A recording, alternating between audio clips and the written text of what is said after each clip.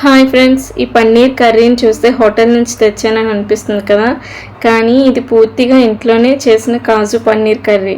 కేవలం ఒక చిన్న ట్రిక్తో గ్రేవీ రెస్టారెంట్ స్టైల్గా వచ్చింది. ఆ ట్రిక్ ఏంటో తెలుసుకోవాలంటే వీడియోని చివరి వరకు చూడండి. సో లేట్ చేయకుండా ప్రాసెస్లోకి వెళ్ళిపోదాం. Welcome back to JSYT blogs. So ముందుగా ఒక కళాయి తీసుకొని ఒక 3 టేబుల్ స్పూన్ ఆయిల్ వేసుకొని ఒక మీడియం సైజ్ ఆనియన్, ఒక మీడియం సైజ్ టమాటో ఇలా నిలువుగా కట్ చేసుకొని వేసేసుకోవాలి. ఇది కొంచెం వేగిన తర్వాత మన కాజును కూడా వేసేసుకొని కొంచెం ఫ్రై అయిన తర్వాత దించేసుకోవాలి. ఇప్పుడు ఇది కొంచెం చల్లారిన తర్వాత మనం మెత్తగా గ్రైండ్ చేసి పెట్టుకోవాలి పేస్ట్ లాగా. ఈలోపు పన్నీర్ని ఇలా ముక్కలుగా కట్ చేసుకుందాం.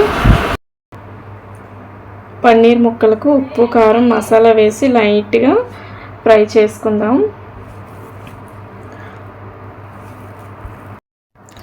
సో ఇప్పుడు మనం ఇందులో కారం 1 టేబుల్ స్పూన్, అలాగే మసాలా, సాల్ట్ వేసేసుకొని బాగా కలుపుకొని మనం ఫ్రై అనేది చేసుకుందాం.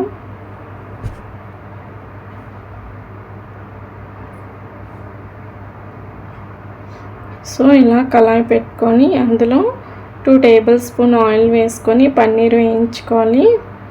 ఇది కొంచెం గోల్డెన్ కలర్లోకి వస్తే చాలు, లైట్గా ఫ్రై చేస్తే చాలు.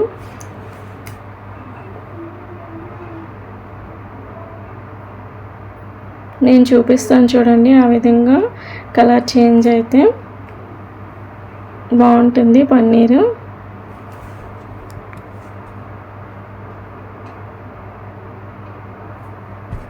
ఇప్పుడు మనం ఇందులో బిర్యానీ దినుసులు వేసుకుందాం.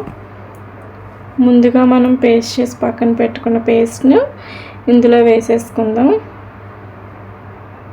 ఇది కొంచెం పచ్చివాసన పోయేంత వరకు వేయించుకోవాలి.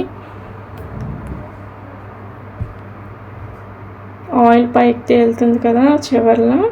ఇప్పుడు ఇదే టైంలో మనం అల్లం వెల్లుల్లి పేస్ట్ను వేసేసుకుందాం.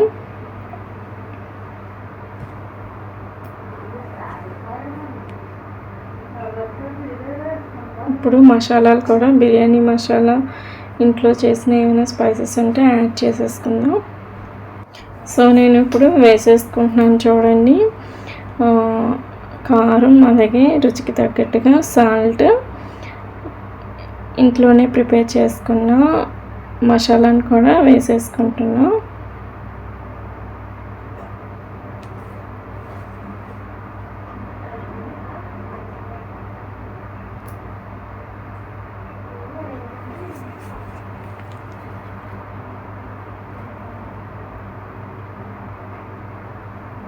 సో ఇప్పుడు మళ్ళీ మొత్తం అంతా కలిసేంత వరకు కూడా కలుపుకుందాం. సో కలిసేంత వరకు కూడా కొంచెం లో ఫ్లేమ్లో పెట్టుకొని కలిపేసుకున్న తర్వాత మనం ముందుగా ఫ్రై చేసి పెట్టుకున్న పన్నీర్ ముక్కలు కూడా వేసేసుకొని కలుపుకోవాలి.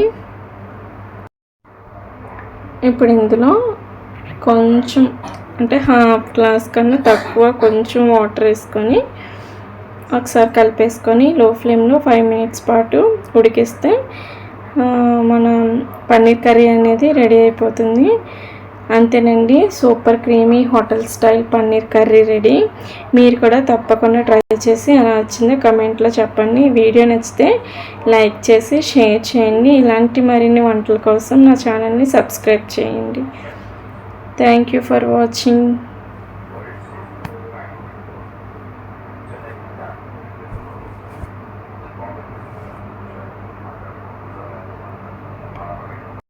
సో నా వీడియోస్ చాలామంది చూస్తున్నారు కానీ కమెంట్ చేయట్లేదు.